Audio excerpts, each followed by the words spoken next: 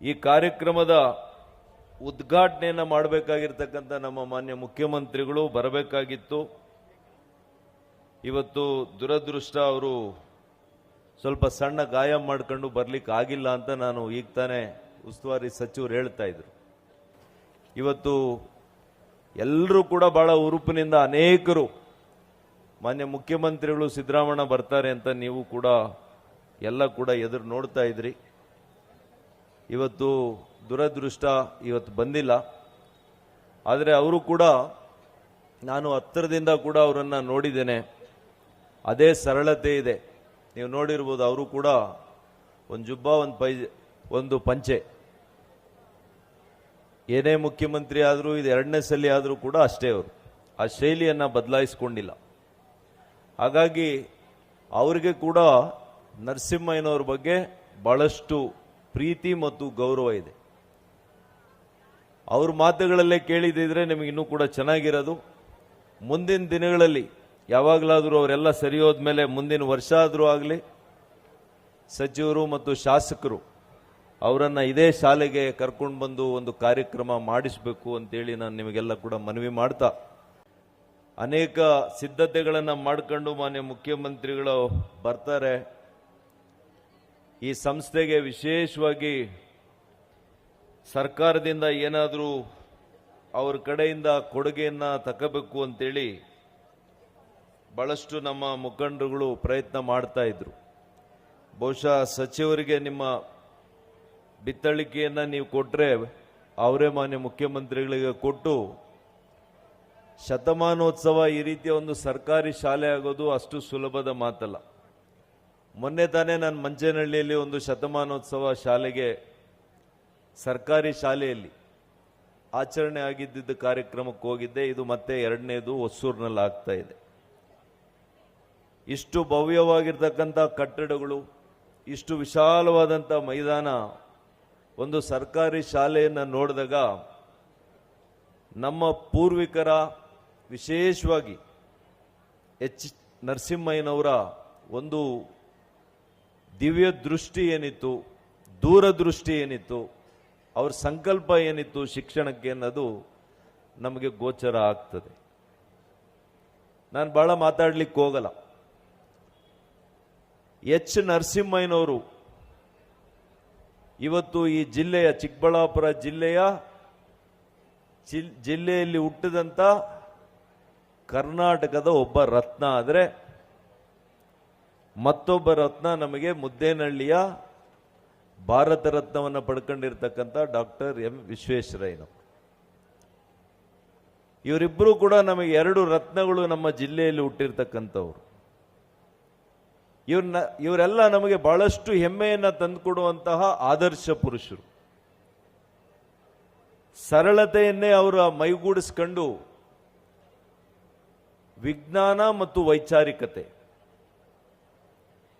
ಇವರು ಈ ಕಾರ್ಯಕ್ರಮದ ಉದ್ಘಾಟನೆಯನ್ನು ಮಾಡಬೇಕಾಗಿರ್ತಕ್ಕಂಥ ನಮ್ಮ ಮಾನ್ಯ ಮುಖ್ಯಮಂತ್ರಿಗಳು ಬರಬೇಕಾಗಿತ್ತು.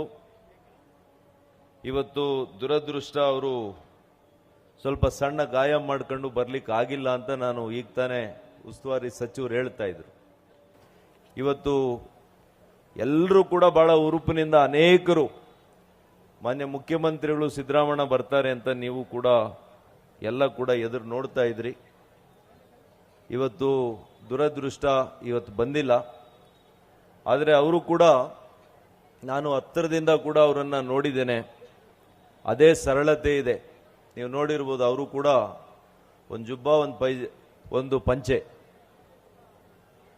ಏನೇ ಮುಖ್ಯಮಂತ್ರಿ ಆದರೂ ಇದು ಎರಡನೇ ಸಲ ಆದರೂ ಕೂಡ ಅಷ್ಟೇ, ಅವರು ಆ ಶೈಲಿಯನ್ನು ಬದಲಾಯಿಸಿಕೊಂಡಿಲ್ಲ. ಹಾಗಾಗಿ ಅವರಿಗೆ ಕೂಡ ನರಸಿಂಹಯ್ಯನವ್ರ ಬಗ್ಗೆ ಬಹಳಷ್ಟು ಪ್ರೀತಿ ಮತ್ತು ಗೌರವ ಇದೆ. ಅವ್ರ ಮಾತುಗಳಲ್ಲೇ ಕೇಳಿದಿದ್ರೆ ನಿಮಗೆ ಇನ್ನೂ ಕೂಡ ಚೆನ್ನಾಗಿರೋದು. ಮುಂದಿನ ದಿನಗಳಲ್ಲಿ ಯಾವಾಗಲಾದರೂ ಅವರೆಲ್ಲ ಸರಿ ಹೋದ್ಮೇಲೆ ಮುಂದಿನ ವರ್ಷ ಆದರೂ ಆಗಲಿ ಸಚಿವರು ಮತ್ತು ಶಾಸಕರು ಅವರನ್ನು ಇದೇ ಶಾಲೆಗೆ ಕರ್ಕೊಂಡು ಬಂದು ಒಂದು ಕಾರ್ಯಕ್ರಮ ಮಾಡಿಸಬೇಕು ಅಂತೇಳಿ ನಾನು ನಿಮಗೆಲ್ಲ ಕೂಡ ಮನವಿ ಮಾಡ್ತಾ, ಅನೇಕ ಸಿದ್ಧತೆಗಳನ್ನು ಮಾಡಿಕೊಂಡು ಮಾನ್ಯ ಮುಖ್ಯಮಂತ್ರಿಗಳು ಬರ್ತಾರೆ. ಈ ಸಂಸ್ಥೆಗೆ ವಿಶೇಷವಾಗಿ ಸರ್ಕಾರದಿಂದ ಏನಾದರೂ ಅವ್ರ ಕಡೆಯಿಂದ ಕೊಡುಗೆಯನ್ನ ತಗೋಬೇಕು ಅಂತೇಳಿ ಬಹಳಷ್ಟು ನಮ್ಮ ಮುಖಂಡರುಗಳು ಪ್ರಯತ್ನ ಮಾಡ್ತಾ ಇದ್ರು. ಬಹುಶಃ ಸಚಿವರಿಗೆ ನಿಮ್ಮ ಬಿತ್ತಳಿಕೆಯನ್ನ ನೀವು ಕೊಟ್ರೆ ಅವರೇ ಮಾನ್ಯ ಮುಖ್ಯಮಂತ್ರಿಗಳಿಗೆ ಕೊಟ್ಟು ಶತಮಾನೋತ್ಸವ ಈ ರೀತಿಯ ಒಂದು ಸರ್ಕಾರಿ ಶಾಲೆ ಆಗೋದು ಅಷ್ಟು ಸುಲಭದ ಮಾತಲ್ಲ. ಮೊನ್ನೆ ತಾನೇ ನಾನು ಮಂಚೇನಹಳ್ಳಿಯಲ್ಲಿ ಒಂದು ಶತಮಾನೋತ್ಸವ ಶಾಲೆಗೆ ಸರ್ಕಾರಿ ಶಾಲೆಯಲ್ಲಿ ಆಚರಣೆ ಆಗಿದ್ದ ಕಾರ್ಯಕ್ರಮಕ್ಕೆ ಹೋಗಿದ್ದೆ. ಇದು ಮತ್ತೆ ಎರಡನೇದು ಹೊಸೂರಿನಲ್ಲಿ ಆಗ್ತಾ ಇದೆ. ಇಷ್ಟು ಭವ್ಯವಾಗಿರ್ತಕ್ಕಂಥ ಕಟ್ಟಡಗಳು, ಇಷ್ಟು ವಿಶಾಲವಾದಂಥ ಮೈದಾನ, ಒಂದು ಸರ್ಕಾರಿ ಶಾಲೆಯನ್ನು ನೋಡಿದಾಗ ನಮ್ಮ ಪೂರ್ವಿಕರ, ವಿಶೇಷವಾಗಿ ಎಚ್ ನರಸಿಂಹಯ್ಯನವರ ಒಂದು ದಿವ್ಯ ದೃಷ್ಟಿ ಏನಿತ್ತು, ದೂರದೃಷ್ಟಿ ಏನಿತ್ತು, ಅವ್ರ ಸಂಕಲ್ಪ ಏನಿತ್ತು ಶಿಕ್ಷಣಕ್ಕೆ ಅನ್ನೋದು ನಮಗೆ ಗೋಚರ ಆಗ್ತದೆ. ನಾನು ಬಹಳ ಮಾತಾಡ್ಲಿಕ್ಕೆ ಹೋಗಲ್ಲ. ಎಚ್ ನರಸಿಂಹಯ್ಯನವರು ಇವತ್ತು ಈ ಜಿಲ್ಲೆಯ, ಚಿಕ್ಕಬಳ್ಳಾಪುರ ಜಿಲ್ಲೆಯಲ್ಲಿ ಹುಟ್ಟಿದಂಥ ಕರ್ನಾಟಕದ ಒಬ್ಬ ರತ್ನ. ಆದರೆ ಮತ್ತೊಬ್ಬ ರತ್ನ ನಮಗೆ ಮುದ್ದೇನಹಳ್ಳಿಯ ಭಾರತ ರತ್ನವನ್ನು ಪಡ್ಕೊಂಡಿರ್ತಕ್ಕಂಥ ಡಾಕ್ಟರ್ ಎಂ ವಿಶ್ವೇಶ್ವರಯ್ಯನವರು. ಇವರಿಬ್ಬರು ಕೂಡ ನಮಗೆ ಎರಡು ರತ್ನಗಳು ನಮ್ಮ ಜಿಲ್ಲೆಯಲ್ಲಿ ಹುಟ್ಟಿರ್ತಕ್ಕಂಥವ್ರು. ಇವರೆಲ್ಲ ನಮಗೆ ಬಹಳಷ್ಟು ಹೆಮ್ಮೆಯನ್ನು ತಂದುಕೊಡುವಂತಹ ಆದರ್ಶ ಪುರುಷರು. ಸರಳತೆಯನ್ನೇ ಅವರ ಮೈಗೂಡಿಸ್ಕೊಂಡು ವಿಜ್ಞಾನ ಮತ್ತು ವೈಚಾರಿಕತೆ, ಇವರು